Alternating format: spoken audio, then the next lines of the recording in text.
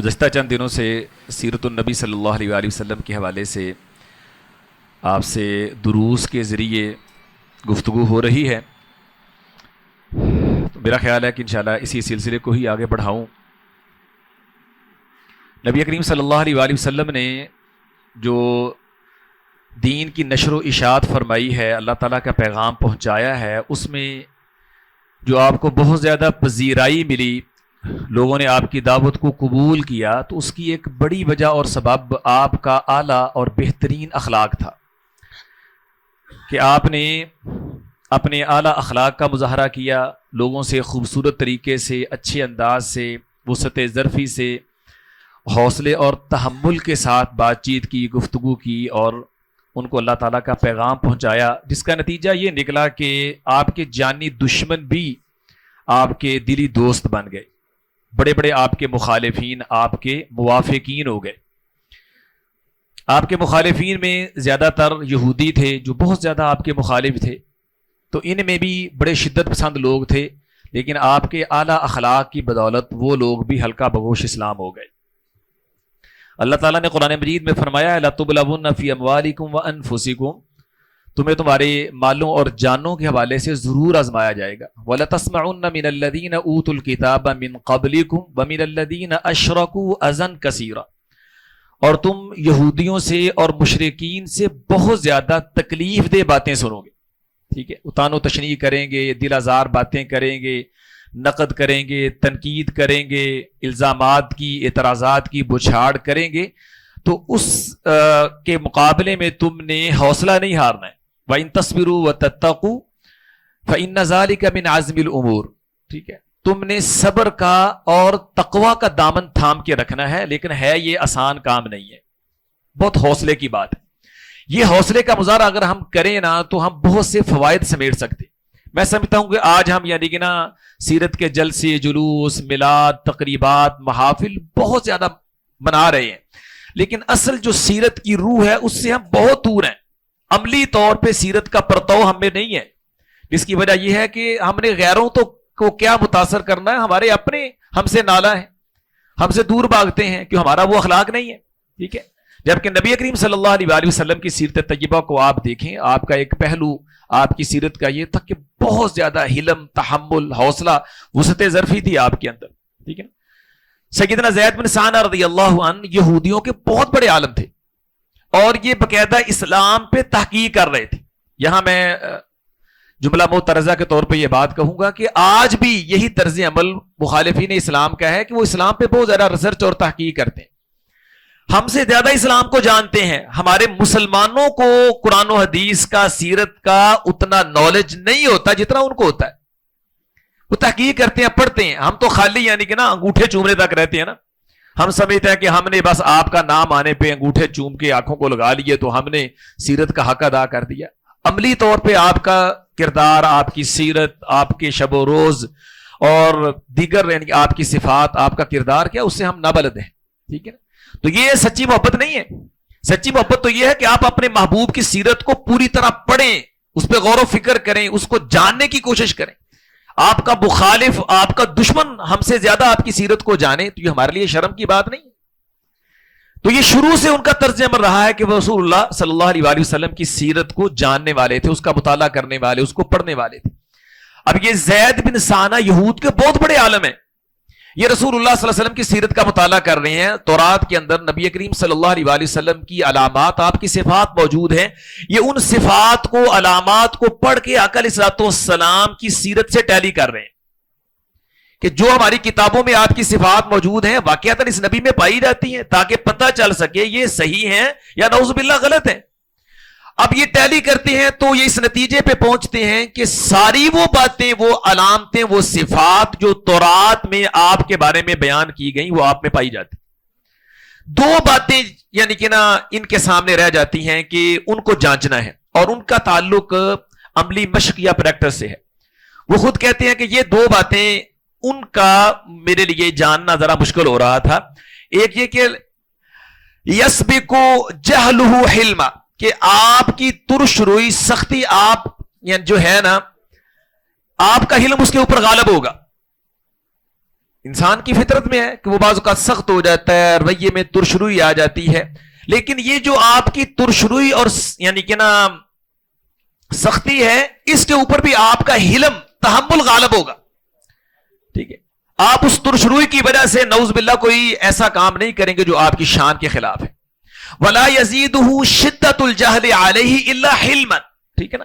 اور جب بھی کوئی آپ کے ساتھ کوئی ناروا سلوک کرے گا، جتنا زیادہ کرے گا اتنا ہی آپ حوصلے اور تحمل والے ہوں گے. یہ دو باتیں کہتے ہیں مجھے یعنی کہ نا نہیں مل رہی تھیں، ان کو میں جانچنا چاہتا تھا. حسن اتفاق آپ کہہ لیجئے کہ رسول کریم صلی اللہ علیہ وآلہ وسلم ایک جگہ پہ تشریف فرما ہے، حضرت عمر رضی اللہ عنہ بھی آپ کے پاس کھڑے ہوئے ہیں، اور یہ زید بن ثانہ بھی آپ کے قریب ہے. ایک صحابی آئے، ان کہا اللہ کے رسول میں نے اپنی قوم کو اسلام کی دعوت دی تھی اور میں نے ان کو یہ لالچ دیا تھا اگر تم لوگ مسلمان ہو جاتے ہو نا تو رسول اللہ صلی اللہ علیہ وآلہ وسلم تمہاری بہت مدد کریں گے، ٹھیک ہے، تمہیں مال و دولت سے نوازیں گے، تم امیر ہو جاؤ گے.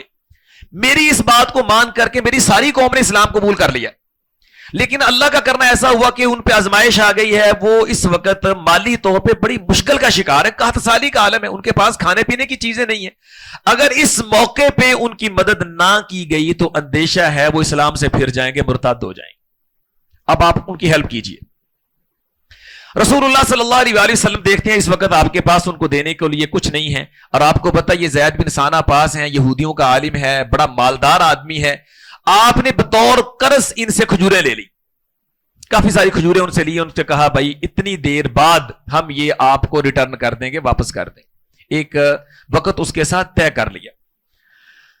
اب زید بھی موقع کی تلاش میں تھے، اب کچھ وقت گزرا، ابھی وہ مقررہ مدت نہیں آئی.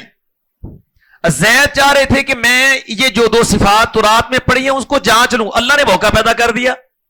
اب یہ مقررہ مدت سے پہلے رسول اللہ صلی اللہ علیہ وآلہ وسلم کے پاس آ گئے اور بڑے ہی یعنی کہ نا بے ادبی اور گستاخی والے لہجے میں کہتے ہیں او محمد صلی اللہ علیہ وآلہ وسلم، وہ آپ نے میرے سے کھجوریں لی ہیں، آپ واپس کریں.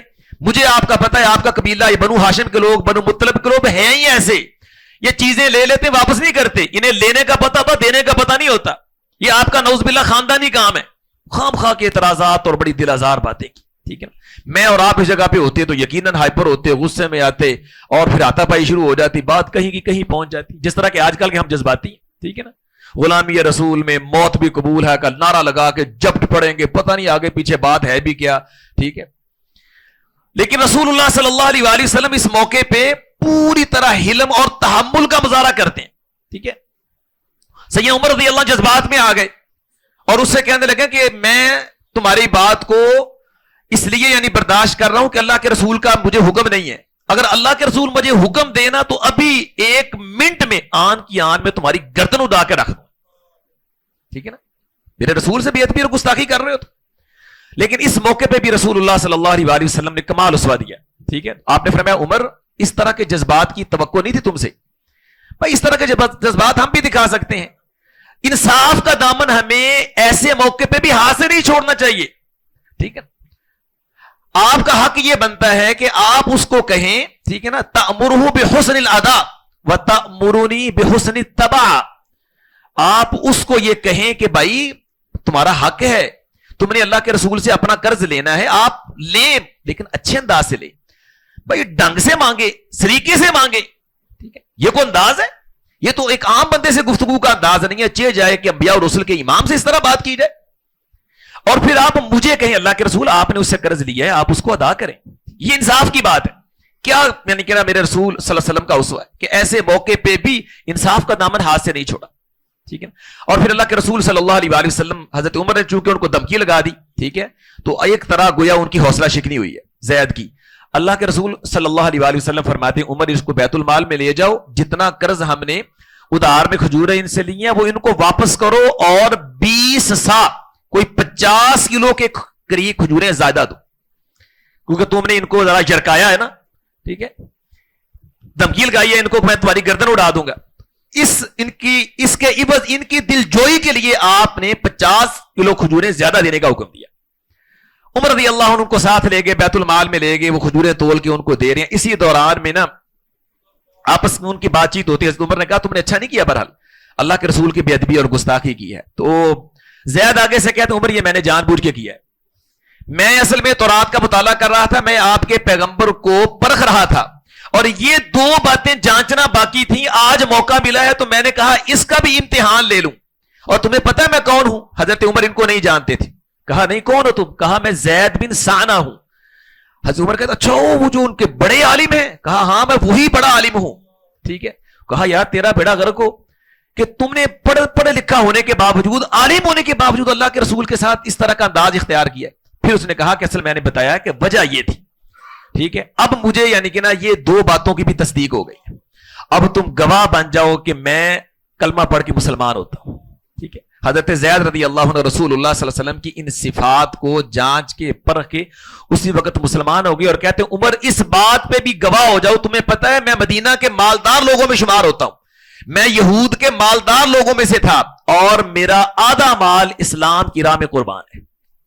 ٹھیک. انہوں نے اپنا آدھا مال بھی اللہ کی راہ میں وقف کر دیا. پھر رسول اللہ صلی اللہ علیہ وسلم کے پاس آئے, کلمہ پڑھا اور مسلمان ہو گئے.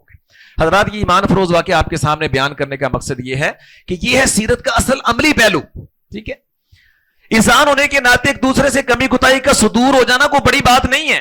ٹھیک ہے. میں ایسے کئی اہل علم کو جانتا ہوں, اللہ جانتا ہے ان کے اندر اسلام کی بڑی غیرت اور حمیت ہے, لیکن ری ایکشن اتنا سخت دیتے ہیں, الفاظ اتنے یعنی کہ نا غیر مناسب استعمال کرتے ہیں, لہجہ اتنا ترش ہوتا ہے کہ بجائے تائید لینے کے وہ تنقید لے لیتے ہیں.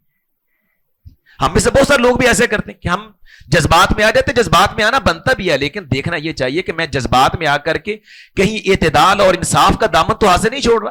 ابھی یعنی کہ نا قریب بھی یعنی کہ ایک مفتی صاحب نے بھی لا علمی کے اندر قرآن کے والے سے نامناسب باتیں کر دی. حالانکہ ان کا مقصد یہ نہیں, اگر آپ ان کی گفتگو سنیں نا تو وہ اصل میں قرآن کی حقانیت ہی ثابت کرنا چاہ رہے ہیں, لیکن اپنی لا علمی کی بنا پہ وہ بڑی غلط باتیں کر گئے. ٹھیک ہے نا. ہمیں ان کی باتوں سے قطعاً اتفاق نہیں ہے, اور ہم چاہتے ہیں کہ ان کو اسٹیٹ فارورڈ رجوع کرنا چاہیے کہ انہوں نے غلط کہا. انہوں نے ایک دو بار رجوع بھی کیا, لیکن رجوع ان کا یعنی کہ نا وہ مناسب نہیں ہے. ان کو اللہ سے معافی مانگنی چاہیے اور یہ کہنا چاہیے جہالت میں لا علمی میں میرے سے غلط باتیں ہوں. لیکن ہمارے یہاں یعنی جذبات کے جو ہمارے لوگ ہیں اب ان کو قتل تک کی دھمکیاں دینا شروع ہو گئے. ٹھیک ہے. یہ گستاخ ہو گیا, واجب القتل ہے, یہ ہے وہ. بھیا اللہ کے بندو یعنی کہ نا بات کا پوری طرح جائزہ لے لو. ٹھیک ہے نا. پرکھ لو, اس کی تحقیق کر لو. پھر اگر بندہ واقعہ اپنے موقف پہ قائم ہے, وہ بے ادب گستاخ صاحب ہوتا, پھر کر گزرو جو کرنا ہے. لیکن اول مرحلے میں بھی یعنی کہ نا ابھی کوئی بات تمہارے سامنے صحیح طرح ہے نہیں, اصل وقوع کا تمہیں پتہ نہیں. ٹھیک ہے. اور جذبات دکھانا شروع ہو گئے. تو یہ جو حد سے زیادہ جذباتی پن ہمارے اندر ہے, جوشیلا پن, یہ ہمارے لیے, ہمارے اپنے لیے بھی اور ہمارے دین کے لیے بھی سخت نقصان دہ ہے. تو اس لیے ہمیں رسول اللہ صلی اللہ علیہ وسلم کی یہ صفات سامنے رکھ کر کے ان سے سبق سیکھ کر کے ان پہ اپنے آپ کو پورا اتارنے کی کوشش کرنی چاہیے, تاکہ ہم اسلام کی صحیح تعبیر پیش کر کے ہم اپنوں کو بھی یعنی کہ نا محبت اور پیار دے سکیں اور غیروں کو بھی متاثر کر سکیں. اللہ ہمیں اس کو سمجھنے کی توفیق عطا فرمائے. وما علیہ الا البلاغ.